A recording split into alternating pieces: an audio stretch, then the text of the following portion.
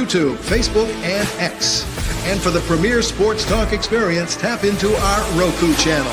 Start your mornings with Mac and Jack covering all the weekend sports action. Then pour a cup and enjoy all the sports you can drink on the Coffee and Sports podcast. At midday, talk sports from east to west on the Coast to Coast podcast. Followed at night by some hot girl talk with Prim and Proper Sports featuring Sonia Pearson. Talk boxing on the Gloved Fist. Yankee fans tune in for Start Spreading the News. And there's more on the College Sports Huddle and Sports Scope with Robert Butler. And that's just a sampling. There are 20 podcasts in all and 70 weekly shows giving us a 3.4-star viewer rating. To find us on Roku TV, search for National Streaming Sports on the Roku search bar. Click on the logo and you're in. For laptops, mobile phones, and tablets, download the Roku app. National Streaming Sports, live and on demand, sports talk for America. If you like the sweet science, get ready to talk boxing on the Gloved Fist podcast with top boxing writers Frank Latirzo and Jack Hirsch. Frank, a former amateur boxer out of Philadelphia, writes for NY Fights and can be seen on the Boxing Channel. Jack, an amateur boxer who competed in the New York Golden Gloves, was a 6-term president of the Boxing Writers Association. And now, here's Frank Latirzo and Jack Hirsch.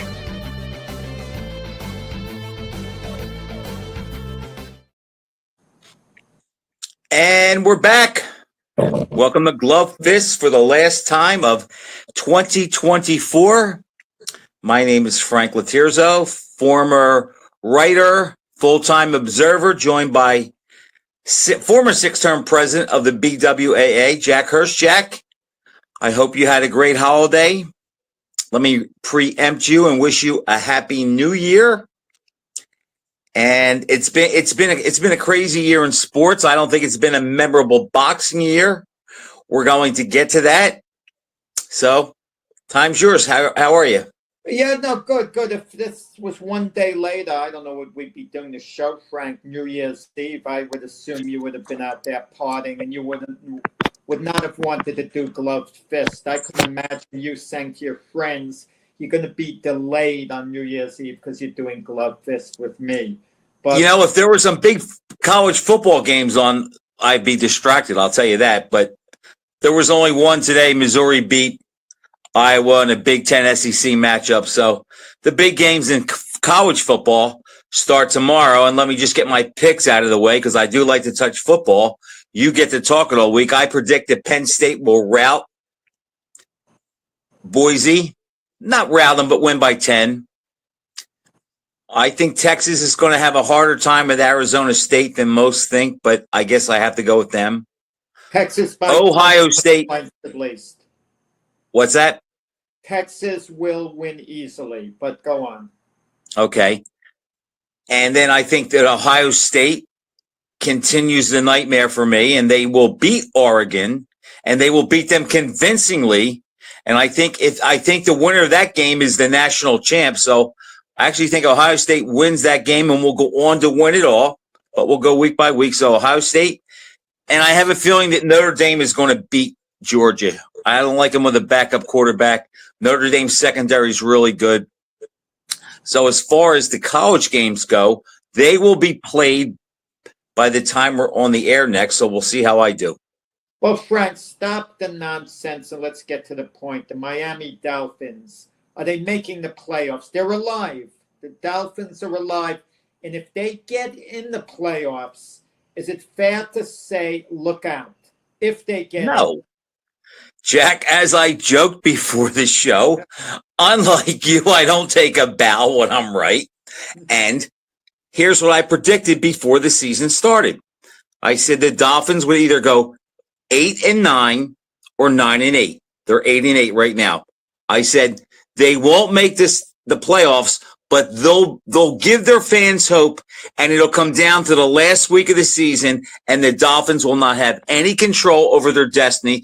They will have to depend on somebody else to lose. Now, they need the Bengals and the Broncos to lose, and they have to beat, I think they play the Jets, right? Yeah. Okay, so they'll probably beat the Jets. Okay. But the Bengals and the Dolphins are not, Broncos aren't going to lose, okay?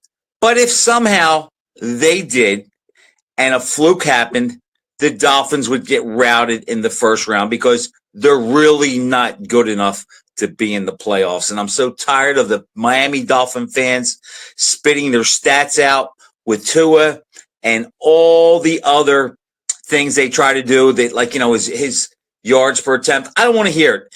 It doesn't result in wins. And I see that we're going to start New Year's Eve off great with Joe Bergman. And how about those freaking Eagles, who just look better and better and better? And Joe, take this with you. He's not breaking Dickerson's record. He had one more game. And don't give me the carries. He had one more game. Well, it has to be pointed out, when Dickerson broke O.J. Simpson's record, he had 2 more games. And after 14 games, he was behind. Right. So O.J. has the record for 14. There's got to be separate records for games played per season. A bunch of separate records. But that's with that. There's only one thing that can, Jack, you know what undermines that, though, a little bit? I'll go with this. Yards per carry, I think, means something.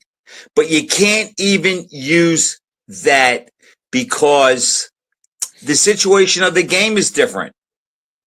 Every game is different depending if they had more carries or not.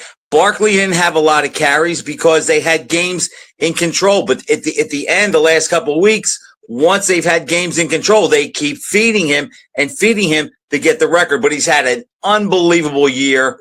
I like the guy. I wish he wore a different uniform, but all hats to him. And if he breaks the record, look, he broke it.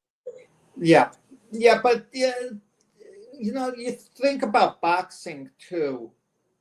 Certain fights, stoppages, going the distance. Ray Mancini would always say, well, if it was a 12-round fight against Aguayo, I would have gotten the decision because I was leading scorecards. Is that you? I think that's you. I thought it is. It'll shut off. Yeah, okay. Go ahead. He was leading on 2 scorecards against Aguayo. He was leading on 2 of the scorecards against Aguayo, and he should have said that, or at least not mentioned it, okay? But Mancini favored 15-round fights. He got stopped by Aguayo in the 14th. The 14th. Yeah. I thought 14th. Was it the 13th? I said 14th. 14th, right. So how do you compare, like, rounds per fight, for example? When Dempsey fought Tunney, they were both 10-round title fights. Why? No one ever talks about it. Why were they 10-round title fights? Because Dempsey was the champ, and that's what he wanted, because he was worried about his stamina. That's exactly what it was. He didn't want to have to chase Tunney for 15 rounds. So when we're talking about legendary champions, isn't that kind of wimpy? And the days of at least 15-round title fights, and before that, Jack Johnson, when he defended against Jess Willard, the guy Dempsey beat for the title, was scheduled for 45 rounds. Okay? And wasn't one of Lewis's fights with Tommy Farr scheduled for 20? No. Abe Simon. I think it was 20, okay.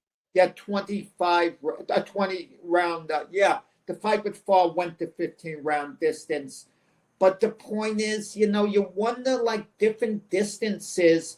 And then you compare to other sports, should there be an asterisk? Like the book I'm working on Michael Spinks. His only controversial fight before he fought Larry Holmes was the Eddie Davis fight, in which he deserved a decision, but 2 of the cards were outrageously bad, okay? And it was a very close fight, but it was a 12-rounder. It was his own light heavyweight title defense that was for 12 rounds. And if it was a 15-rounder, it would have favored him by far, considering how tired Davis was in round 12, the way he was holding on, and Spinks was coming on really strongly. So, like, distances, I don't like the idea, like, fooling around. Okay, I mean, it's got to kind of be consistent.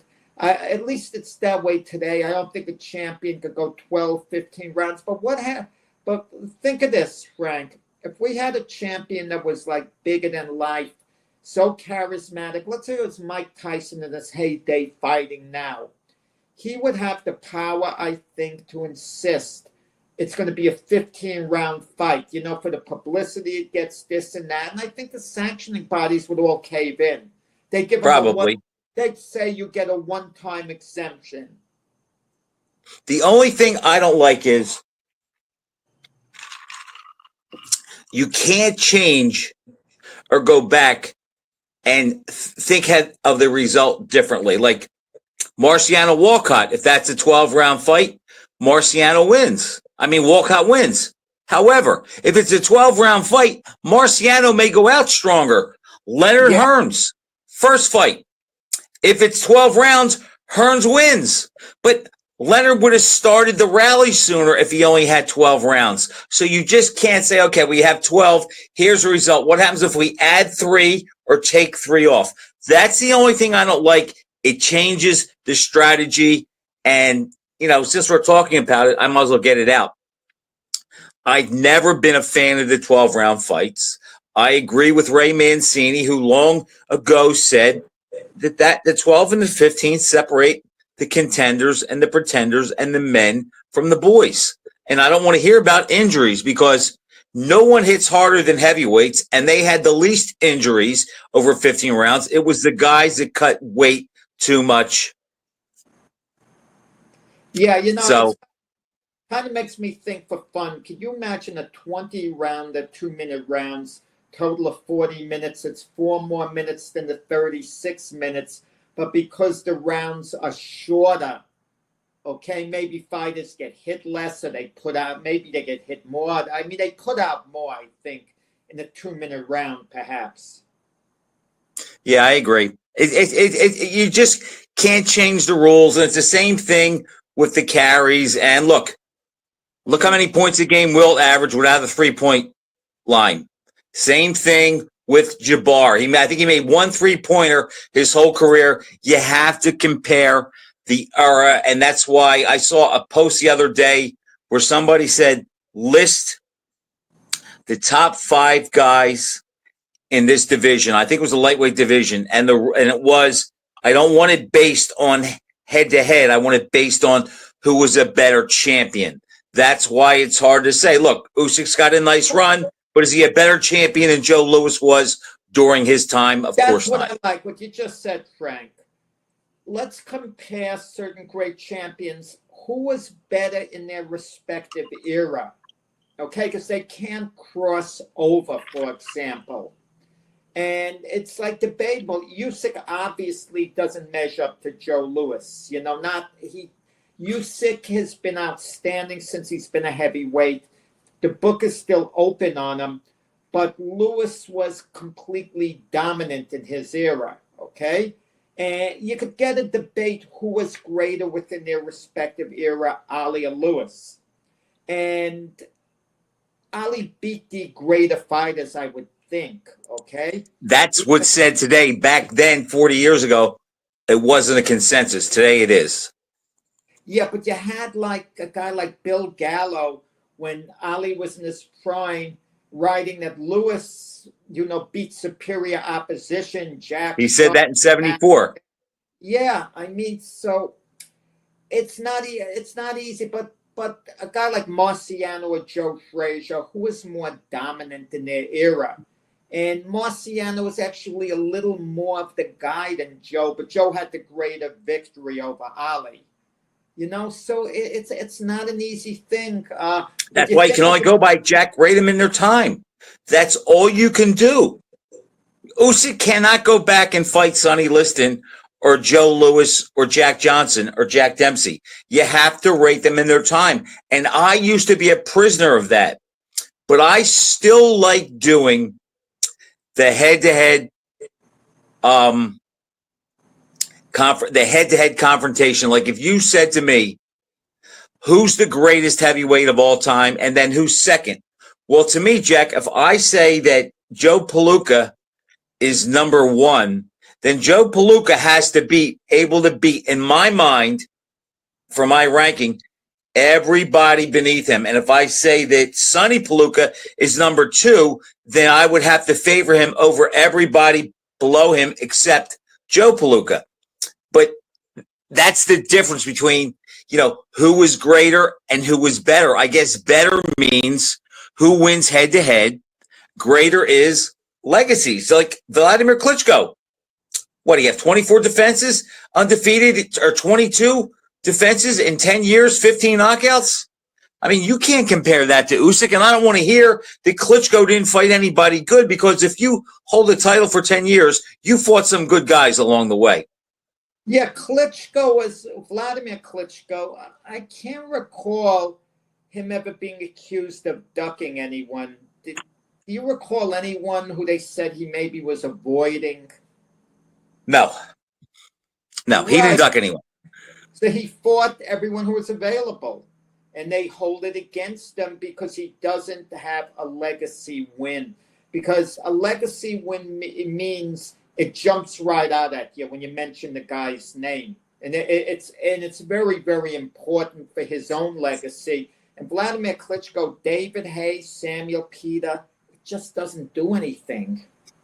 But Jack, you could also say, if we're going to stick with heavyweights, I mean, I guess Lewis has Schmeling as his legacy win. What is Rocky Marciano's?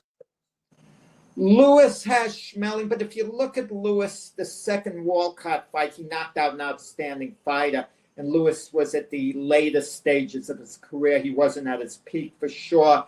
And if you look at Lewis, the way he went through the former champions like, Max Baird, Jimmy Braddock, and he went through them very impressively, okay? Primo Carnera, who was still a very good fighter. He just wasn't, what he was made out. Not a real champion as far as he was a manufactured champion, Carnera, put it that way, but he still was a good fighter.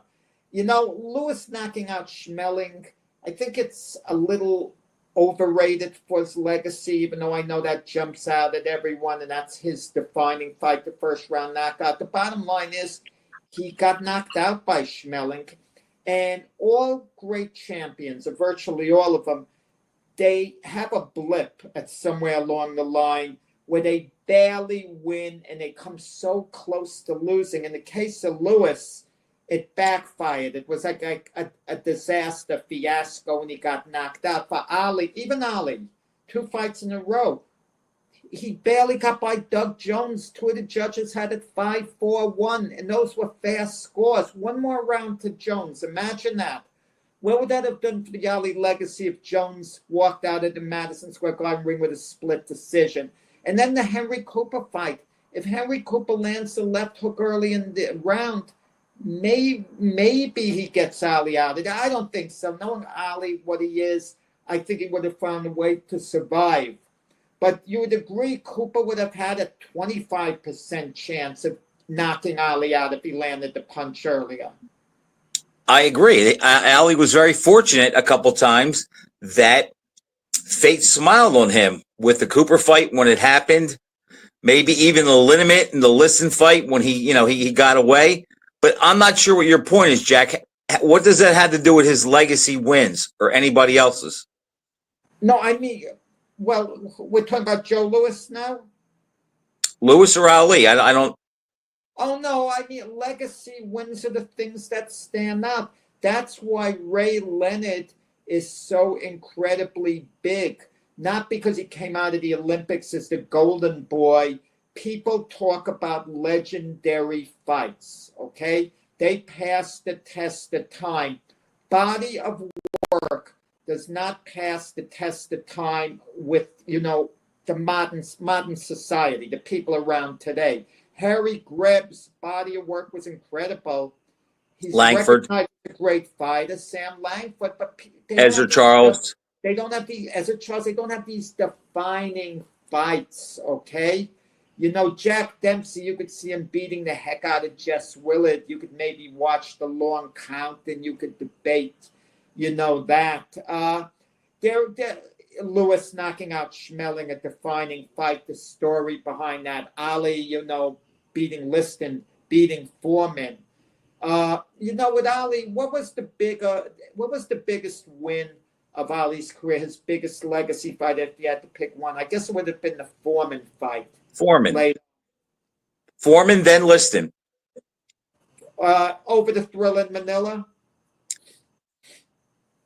Yes, I mean the Thrill in Manila is big, but it's like he was already established by them. The Liston win put him on the map, and the Foreman win solidified beyond all doubt that he deserved all the accolades he got. The Thrill was just another layer of proof to back up the Foreman win.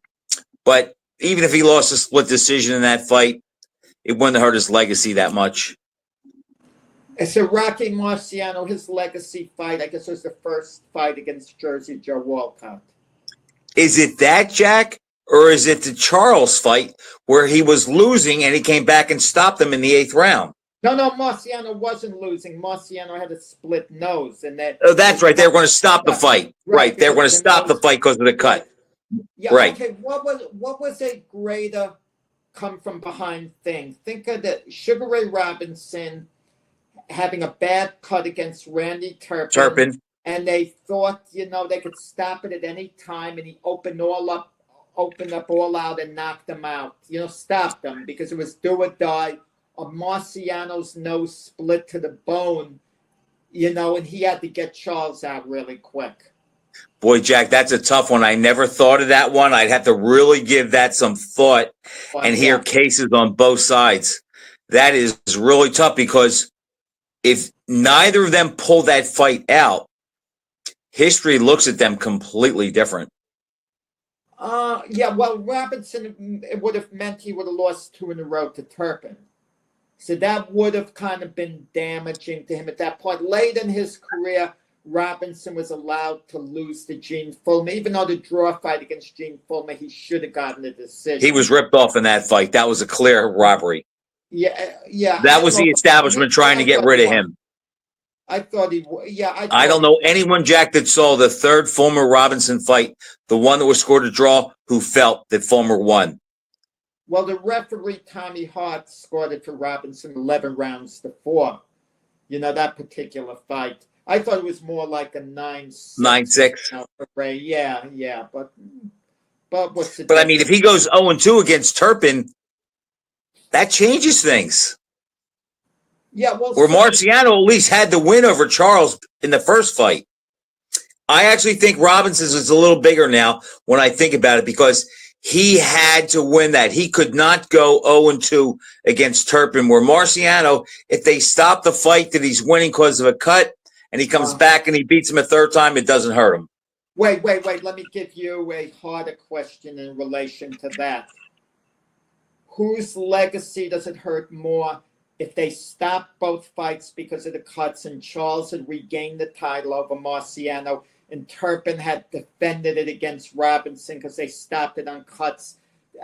Whose legacy would have been more affected? Robinson's as the greatest fighter of all time, pound for pound, or Marciano not being unbeaten?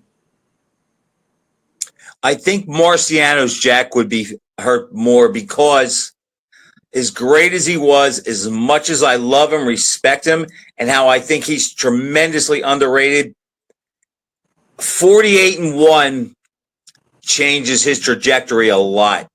Or Robinson has other things to fall back on, and that he did. Marciano at 48-1, no one's doing a computer fight against him and Ali.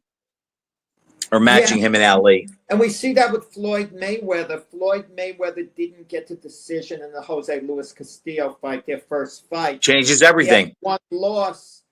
Mayweather's going around saying he's the greatest of all time, this. People would be very dismissive of it. But a lot of people, give him a, they listen to that argument, put it that way. You know what's funny about Mayweather, Jack? He loves taking shots at Ali. I think he's really jealous the fact that he retired undefeated, Ali didn't, and Ali still was so much more revered and respected than him. But it was one of those things where on Facebook, on my phone, there's a little link for it's videos, and you just scroll and videos, they match the videos of what you watch. Now, I watch a lot of boxing and judo, so those videos come up, and I saw one yesterday, and they asked Floyd Mayweather they had all these heavyweight matchups, and one of them came to be Ali against Lennox Lewis. And he did not hesitate 1 second. He picked Lennox Lewis over Ali. Yet before that, Joe Frazier was the guy, and I think Mayweather picked Frazier over almost everybody he was matched against. But when it came to Ali, first one, Lennox Lewis, Ali, he took Lennox Lewis. And like you saw on his list of the 5 greatest fighters he did, that Ali wasn't on the top 5. So you can take Floyd's list with a grain of salt. I think I know what you're talking about. This woman who interviews, she keeps throwing fight matchups at everyone. That's fun. It. Yes, that's the one. Fun. And she threw it at Usyk. I don't know whether you saw that segment. And Usyk is picking Derek Chisora to beat everybody. I saw that. Fury, I saw that. That was so funny. I forgot about that. But when you think of it, Chisora gave Usyk arguably a tougher fight than Fury did in their 2 fights. Right. So, so Usyk, I mean, he thinks the world of Chisora's ability. But I'll say this, it was funny at the end because Usyk is very close with his countryman Vladimir Klitschko. And they said Ali and Vladimir Klitschko, and he was like stunned for a moment. And then he said Ali. And then they said I didn't see that. I saw where he said Klitschko had the best jab, though. But then they said Ali and Alexander Usyk, meaning him, and he said Muhammad Ali. He said Ali, right? Yeah. It's funny. Oh, it's not funny. It's how things are with sports. Since Usyk's fight, a lot of guys, you see them, we're both friends with them, are doing these comparison and list like where Usyk ranks and, how does he do against other eras. A friend of mine, Monty Cox, did a great article where he matched up Usyk against, I think, every undisputed champ from Sullivan to Fury. And it was a nice read. And it's just funny. We're like, Usyk is pretty much established as the heavyweight of this era. And now it's like where he fits in. And as we talked about before, if you go back and look at history, the top 1 or 2 heavyweights of every generation usually goes down as a great. And I have no problem with Usyk being considered a great. Oh, no, you could consider Usyk, if you want, one of the greatest fighters of all time, perhaps. And even, I have a hard time saying that because if you look at his amateur background and what he's done, as a pro, but to classify him as an all-time great heavyweight's getting a little ahead of ourselves. And I say to classify him maybe as an all-time great because he moved up as a smaller guy and beat, these bigger guys, Joshua twice, DeBroy, Fury twice. I mean, think of that, okay? As a little guy, imagine he had their physicality. A little guy, a guy 6'3", 225", and we're saying he's little. Think about that. But he was a cruiserweight before that. I mean, when he was a cruiserweight. Okay? I got you. Only Holyfield has done that. I was always a believer that Roberto Duran could have moved up and, when he was a lightweight, could have moved up immediately and he would have beaten most middleweights. Maybe beaten all middleweights. I think Duran in his prime as a lightweight would have had a decent chance against Hagler as a middleweight. Because he was a better version than the Duran who actually fought Hagler when Hagler was in his prime. But do you mean Duran has to weigh 135 for the fight? Duran, no, he wouldn't have to weigh 135. He could be 135 and they could say, you're fighting Marvin Hagler next for the middleweight championship of the world. Come in and weigh whatever the heck you want. We know you're not going to weigh more than 160. Weigh 135, 140, 145. I think Duran could have fought Hagler weighing 143, 144 pounds and beaten Hagler. Duran at his absolute best. I disagree with that. but I don't think it's a blowout for Hagler. Here's a question. Robinson Lamada, same thing. Robinson was giving away similar weight to what I'm talking about now. But Jack, Robinson was a 5'11" welterweight that had a pretty good reach, where Duran was like what, 5'7", short reach. I don't know. I don't know if Duran beats Hagler. I could see him go rounds though. It would have been a close fight. What do you think would have happened if Duran and Hagler would have fought 8 months later in a rematch? Hagler would have won a decision again. You think Duran goes the distance again? Oh yeah, all the time.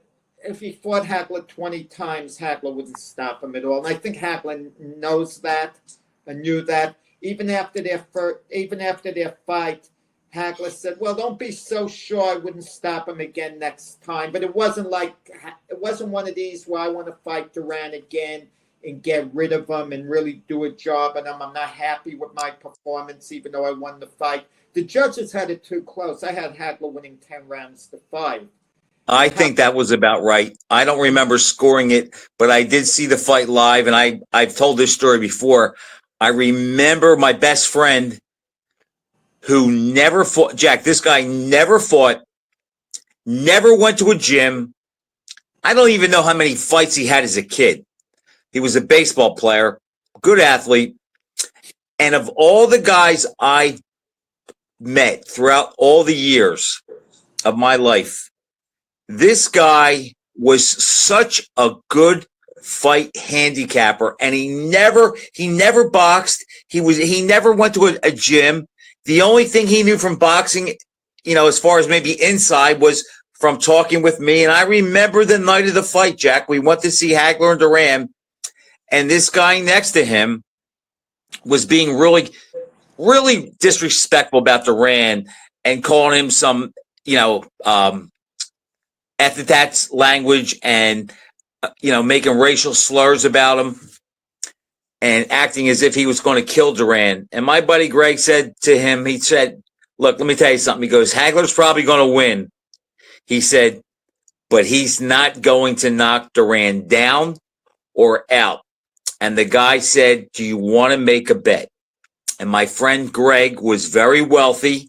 And he said, "Is that much money you have in your pocket? I will bet you." And they bet $500. Well, when the guy turned around with Greg, Jack, $500 to Greg was like a nickel. This is a guy that walked around $5,000 in his pocket all the time. But the moral of the story is, I elbowed him. I says, "You jerk." I says, "You're going to have to pay that guy." I says, "Because Duran is not going to go the distance with Hagler. He's going to get stopped." And he said, "Frank, I respect your opinion more than anybody, but I think you're wrong. This fight's going the distance." And as we know, it went the distance. And after the 14th round, the man turned to my friend and handed him 5 $100 bills after the 14th round and said, "Good call, buddy." My buddy Greg didn't even count the money until we left, but he called that fight. He had great intuition. And my whole point is, it's amazing to me, Jack, how Hagler's punches, not one time did Duran ever look hurt, stunned, shook, or like he wanted to be somewhere else. And that amazed me that Hagler's power never bothered him. Yeah, and that version of Duran would not have been as good as an earlier version of Duran who would have weighed less going against Hagler. An earlier version could have swarmed Hagler as well. That the version of Duran who fought Hagler wasn't a swarmer. He was a counterpuncher. Right, exactly. But a younger version would have, he would have swarmed Hagler a lot, thrown him off. Jack, you really think he would have? I don't think any version of Duran goes into the ring and thinks he can beat Hagler by fighting as the big guy pushing him back. Not for long periods of time. Okay, I would think Duran, who is a very smart fighter, would have done that periodically. Swarmed, attacked, backed off, boxed, did this, did that. He was a thinking man's fighter, Duran. Jack, you remember I'm sure you remember Mike Katz, the writer for the Daily News, the boxing writer. He said, and he was correct about this. He said Vito Antuofermo ruined a generation of middleweights, making them think the way to beat Hagler was to back him up, when in fact the way to fight Hagler, and if you look at all the fights he had trouble in, not that there were many, they were all guys that made Hagler fight as the attacker. Willie the Warren Monroe, Boogaloo Watts, and Leonard. Hagler was better if you took the fight to him. If he had to take it to you, as he did against Duran, and I think that was the blueprint for Leonard and actually made Leonard confident that he could defeat Hagler.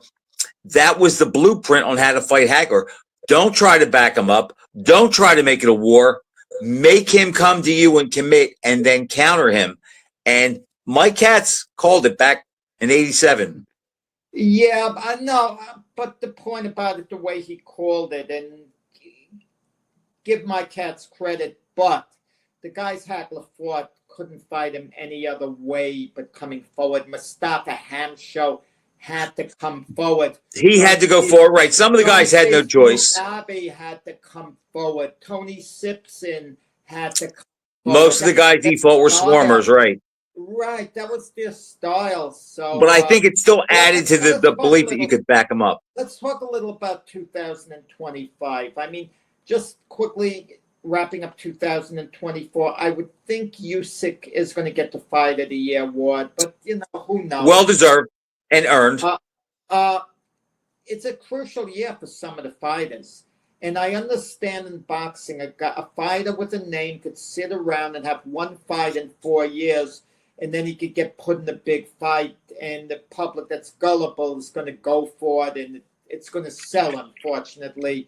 Like a guy like Keith Thurman, they could give him one soft fight, then match him with a big name, because Thurman has a little bit of a name. That's just the nature of the sport. But logically speaking, of all the big name fighters out there, I think this is the biggest year, and it's super important for Terence Crawford. Because I think Terence Crawford is coming off, to me at least, you might disagree, a subpar performance against Madrimov. Subpar performance. You may have thought he did a lot of good things. It wasn't vintage Terence Crawford that was dominating, overpowering. I mean, I hope you could at least agree on that point. And he's been inactive, and he's older now. What is? I would love to disagree, Jack. I can't. I mean, I thought he won him. What is he, like 37 or something? I forgot his age. He will be 37 this year, or he was 37 in September. In September, he's 37. I know with modern training methods, you age a little later than the old timers didn't pass, but he's 37. I mean, you can't expect him to be the Terence Crawford of years ago at this point. And what's he going to do with his career? Of course, he could probably beat the Sebastian Fonduras at junior middleweight. But Jack, I think Crawford's I agree with you. Let me break it down. I think he clearly won the fight with Madrimov. I think he controlled it more than people think. I just think the fact that it wasn't a vintage Terence Crawford demolition, he takes a hit. But he only fought one time. He was 37 in September. I don't think he's going to fight much longer. And Jack, as great as he is, and again, I agree with Timothy Bradley, my buddy. I think that Crawford beats Mayweather prime for prime at 35, 40, or 47. But he doesn't have the same names on his resume. Even though Mayweather cherry-picked to get him, they are still on his resume. And I really think Crawford has to be careful, because I think if he loses one time, even at 37 or 38, I think he's going to be wrongly but severely penalized in the eye of the public. They're going to say he beat a diminished Spence, and now he finally lost. And look, we were right all along. He wasn't that good. So I think he has to be careful. But I do think he has a lot riding on it. But Jack, the way it looks like if he doesn't fight Canelo, he may not fight again. Yeah, you just put an idea in my head. Sometimes it's bad for a fighter to look too good in a mega fight. Absolutely. Compare the Leonard Hearns welterweight mega fight to the Crawford Spence mega fight. Can you imagine when Leonard hurt Hearns in something like the 6th round or so, he knocked him out, and Hearns just went out quickly? We wouldn't be talking about that as a legendary fight, but imagine Errol Spence took a stand and pushed Crawford to the brink, and it was a fight of the year, and then Crawford knocks him out in the last round. He would have gained much more. It's legendary, but because Crawford so dominated, we dismiss it. Now Spence was damaged goods, even though going into the fight, it was a virtual pick'em fight. Whoever you asked, people are going both ways. Jack, George Foreman is a perfect example. He demolished Joe Frazier, and everybody said, well, Ali kind of took it out of Frazier. It wasn't such a big deal. Foreman was given credit, big time credit to this. He was, Jack, he was giving credit, but it was always with a but. It was Frazier after the fight of the century. But yet Ron Lyle drops him twice, nearly knocks him out. He gets up off the canvas to win. And all of a sudden, this is a great victory. And he's just so great. And he has so much heart and courage. And the same thing. What if either Leonard or Hearns defeated the other in the manner that Crawford defeated Spence? You know what they would be saying? The loser, we knew all along. See, he wasn't really that good, because if he was that great, Hearns would not have beat Leonard in 9 rounds, or Leonard would not have defeated Hearns in 9 rounds. So you're right. You gain more credit when you have to overcome some adversity. And face it, Jack, for a while, that's what haunted Tyson. He never had to overcome adversity. And then in the first time he really was pressed and had to overcome adversity against Douglas, he came up short. No, but he didn't come up short. He lost. He was knocked out. In the 8th round, he knocked Douglas down. It was a long count. I mean, the result had to be upheld. Don't misunderstand me. Douglas's obligation is to follow the referee's count. But Douglas got his glove off the canvas just before the 10 count. Barely. I mean, that was too close for comfort for me. And Douglas always had a certain laziness about him, and that was his one moment of laziness. But do you think? I don't think Douglas was all that hurt, Jack. What happens if the referee, and we've seen this happen, waved it off saying he counted 10, even though Douglas barely, did beat the count? You know what we would be saying? We would be talking about Tyson being beaten up as eyes shut, the heart of a lion. Yep. Mike Tyson showed he could fight through adversity. Tyson will say he refuses to be beat no matter how much he's beaten up. I'm a warrior. People would have embellished the come from behind knockout of Douglas, but we don't talk about it because the fight continued and then Tyson got stopped. Jack, but that is sports. Think if Scott Norwood hits a field goal, Bill Parcells is not a legend, and Marv Levy has a Super Bowl win. If Richard Steele doesn't stop the Taylor fight with Chavez, think how different their careers look today. It's always a game of inches, and those things happen. You made that football comparison I never thought about. If Scott Norwood makes the field goal, Marv Levy has one Super Bowl, 4 Super Bowls altogether. He's 1-3. Parcells is 1-1 in Super Bowls, but Marv Levy's gone to 2 more Super Bowls. So now we would be talking who was a greater coach. And Levy, Jack, it's amazing how close winning and losing is. Look at Adam Vinatieri. The field goal he hit against the Rams for the Patriots' first Super Bowl was the same distance as the one that Norwood missed. And look at the difference in the legacies. When it's a game, a fight, it just comes down to one play, one punch, everything changes with that. It's like, that's why we love sports. Frank, yeah, today we were going to mention this in the beginning of the show. It's the anniversary date. What is it? 30 and 20, 54 years, I think. 54 years. Then Sonny Liston, passed on. He was found dead under mysterious circumstances. We'll never know the answer for sure. Whether he was murdered or whether he just accidentally killed himself. But there were reportedly needles in him. But other people said Sonny was deathly afraid of needles. I don't know what the story is. But I want to get on something with Sonny Liston. A big part of boxing is this. Before the fight, when the referee calls the contestants to the center of the ring for instructions, and they should do away with that. They don't need to hear the referee tell them instructions. Let them just start the fight in their darn corners. But that's another issue. The stare down. It's part of the entertainment. Now, if you were a fighter, what would scare you more?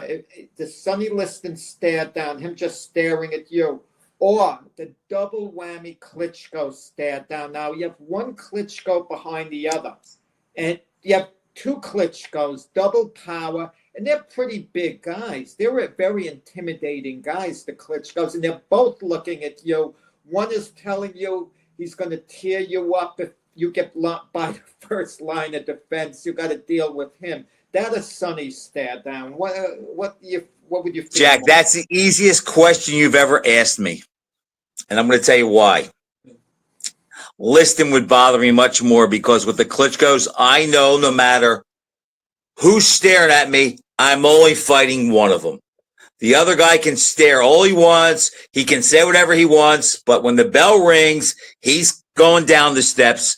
He's not walking towards me. So it would definitely be Liston. And I will say this, Jack, you reminded me of something. Of all the stare-ins in big fights, which one do you think was the most menacing? I'll give you mine.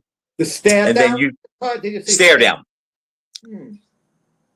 I'm going to say I never saw two fighters, although I'll say this, Benitez and Leonard was pretty close, but I never saw two fighters in the middle of the ring right before the first round stare at each other with the total disdain that George Foreman and Joe Frazier stared at each other during the Kingston fight. I had goosebumps from watching that live. The way Foreman was looking at Frazier with such a scowl, and Frazier looking up at him, and his body language saying basically, "How dare you look at me that way?" I don't think there was a better stare down. I posted it on my page before. I think that was my favorite, even more than any of Liston's. Well, Foreman is a gentleman. Like afterwards, he embellishes a tale that he's glad Joe Frazier didn't look down. Because I don't buy the shaky knee story. No, he's trying to be nice about it. But then again, maybe he did have some fear of Joe Frazier to an extent. Oh, that could be. I believe that. Even Foreman wrote in his book, as far as the rematch with Frazier went, he was a little hesitant to take it. He said, no matter what happened the first fight, this was still Joe Frazier.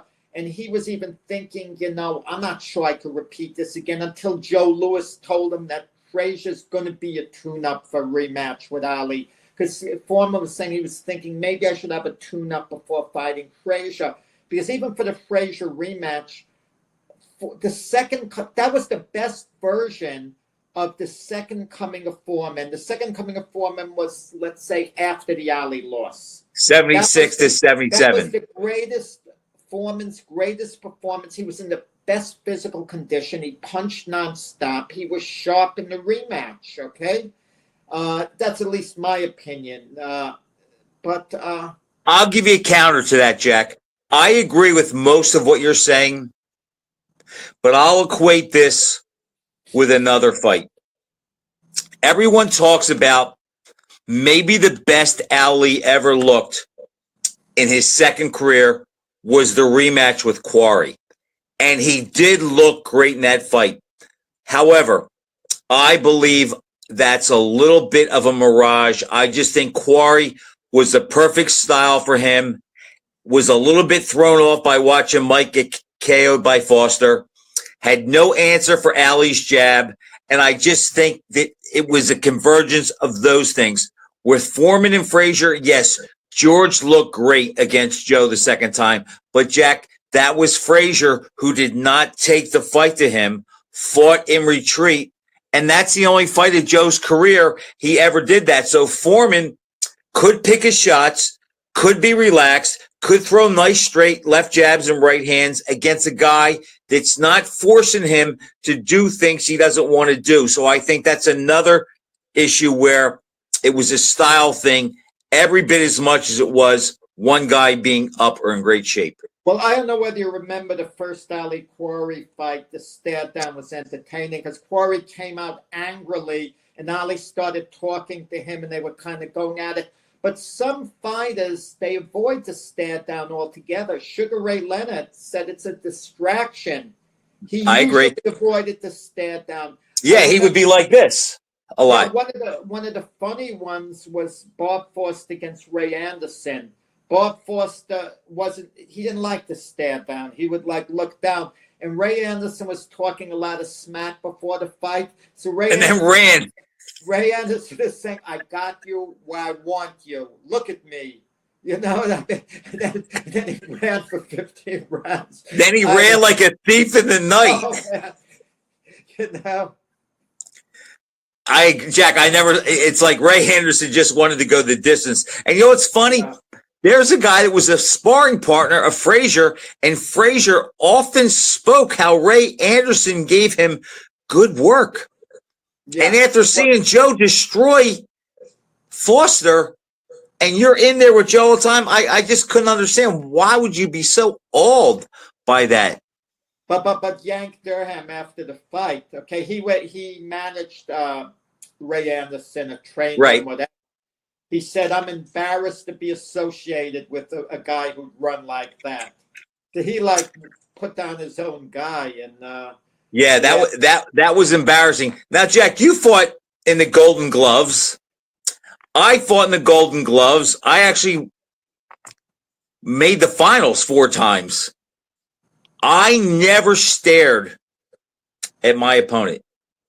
Never looked at him. If they looked at me, don't do that. The amateurs don't play these head games for the most part. Maybe today, because back in the day, everyone would be in the room together, hanging out, and no one would play these head games. You know, you're going down, you're this, you're that.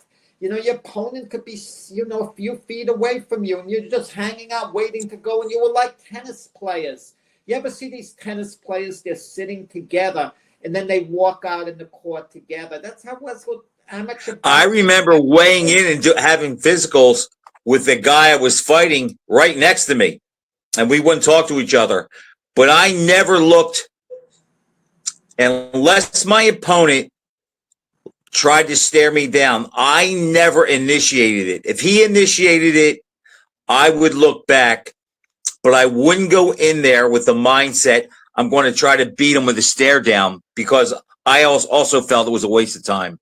You know, they had a PAL tournament, Police Athletic League, and Eddie Mustafa Muhammad was then Eddie Gregory. I remember I was on the scale. There were only a few of us there, and he walked up to me and took a look at me. It wasn't to be menacing at all. Just as a matter of fact, he was anxious to get on. So I remember he stood right next to me, and he just looked at me, you know. You talk about right. Memory now, yeah. Sometimes I wish you could have frozen those memories at that moment and know what you know now and say, Eddie, you're going to be a world champ someday, I'm telling you. And Jack, I'm going to tell you a story that it's one of my favorite stories in my time in boxing. I trained at the Cherry Hill Pal. Joey Giardello was my first trainer. And now I'm fighting, I think it was the 76. It was the first time I was fighting in a tournament. And it was the novice PA Golden Gloves. First time. I think I maybe only fought like 6 or 7 times as an amateur. But it was the first time in the Golden Gloves. Now, There are 5 guys or 4 guys and myself from Cherry Hill, New Jersey. We have to go to Philly to weigh in. You probably don't remember these guys, but the best guy from the stable from this group called the Head Executioners was Gary Hinton. Remember him? He fought Gary. Pryor, won 15 rounds. Yeah, okay, he ended up being the best of that group. Anyhow, we're at the weigh-in. And these guys come in. Remember when Hopkins used to wear the executioner uniform? These guys came in, and their robes, they were in red and black. Their robes said Head Executioners. The guy who was the head trainer's name was Tucci Gordon. He came in yelling, "We are here. We are here. We are here. And we're going to kill everybody." Now, we're in North Philly. Every boxer was black except me and the 4 guys from Cherry Hill. So we weigh in. We've never seen anything like this before. Now, this is like 9 o'clock in the morning. We had to come back at 5 that night. We weigh in. We drive home. Jack, only 2 guys showed up that night to fight. Myself and this guy, Tony Russ, because they were so awed and intimidated by these guys coming in with the hoods and yelling and acting real confident. And Jack, I remember thinking, I never experienced anything like that before. And I remember thinking, I was afraid too. But I thought, what is a bigger fear? If I don't show up tonight, I'm going to have a harder time sleeping knowing that I backed out than if I go and I just get beat or beaten up. I'd rather deal with that because at least I could say I showed up. But it was so funny, Jack, because 5 of us weighed in, only 2 of us came back and fought. Yeah. Interesting story there. You know, you were around Joe Frazier's gym a lot, and I would have liked to have experienced, you know, seeing what went on there because, you know, talking with Michael Spinks. He said that was his favorite time. Even after losing to Tyson, he was retired. He'd go back there to work out because he enjoyed being there. It was like a hangout. It was like a social place. It was like a second home, Joe Frazier's gym. Jack, from about 1975 until about 1987, 88, no gym in the world had better fighters pass through than that gym. And during my time there, which was basically 77 to 82, Jack. How was the neighborhood? Pardon me? How was the neighborhood? It was a rough neighborhood. It was Broad and Glenwood in North Philly. The parking was easy because you could park right in front of the gym, but I was warned often, as I think I've said before, at that time I had a Z28 and or a Corvette, and I would put my bridge fare in the console. So when I would drive home, I could just throw in the exact change. So I made sure I always had change before I went. And George Benton came out a couple times and said, George called all his white fighters John. He says, John, see that there? He goes, not a good idea. He says, where you come from, that's not a lot of money. But in this neighborhood, they will smash your window to take that 80 cents to buy a cup of coffee or a quart of beer.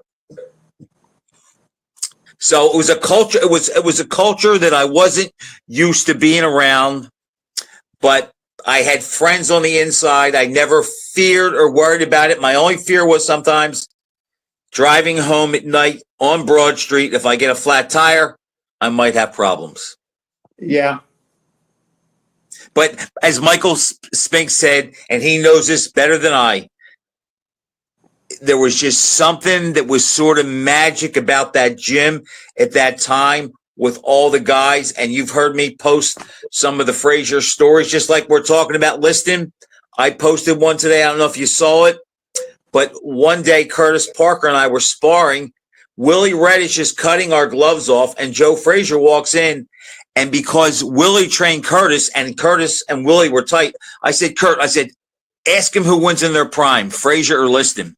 So Curtis goes, hey, Will, he goes, who would you pick, Sonny or Joe in their prime?